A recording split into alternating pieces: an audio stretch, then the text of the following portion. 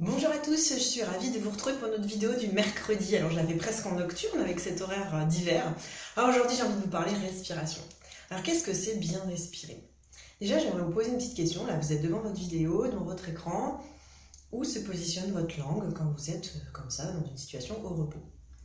Peut-être elle se situe au fond de votre bouche, peut-être elle se situe plutôt au palais.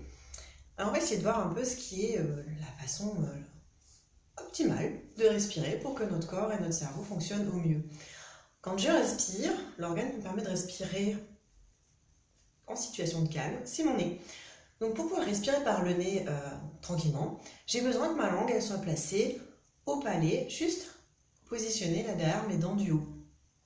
Essayez, faites l'expérience, essayez de respirer par le nez en ayant la langue positionnée dans le fond de la bouche, derrière les dents du bas.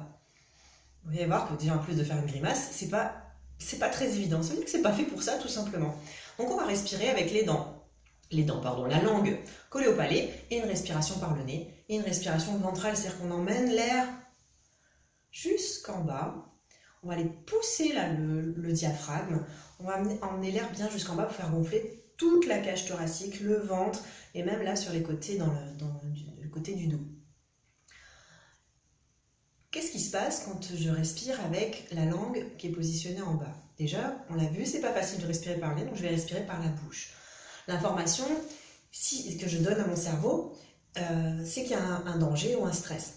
Quand je suis en stress, mon cerveau, il envoie comme réponse physiologique une respiration par la bouche. On va faire rentrer une grosse quantité d'air afin d'oxygéner au mieux les muscles qui vont me permettre de fuir ou de me battre.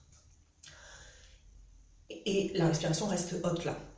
Une fois que le stress est passé, je peux reprendre une respiration par le nez et une respiration ventrale. Si je reste en respiration haute avec une respiration par la bouche, j'envoie à nouveau, c'est mon corps là cette fois-ci qui envoie l'information à mon cerveau que si je suis dans cette posture-là de respiration, il y a peut-être un danger. Donc c'est un petit peu un cercle vicieux. J'ai du stress, je respire par la bouche, et qu'il y a potentiellement un stress, donc je continue à respirer par la bouche, etc. etc.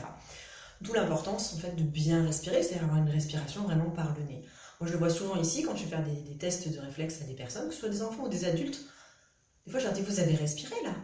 Ils me disent, non, parce que quand je suis en stress, je me fige d'abord, donc j'arrête de respirer, et après, hop, dès que je demande quelque chose de nouveau, on passe en mode stress, et du coup à une respiration par la bouche.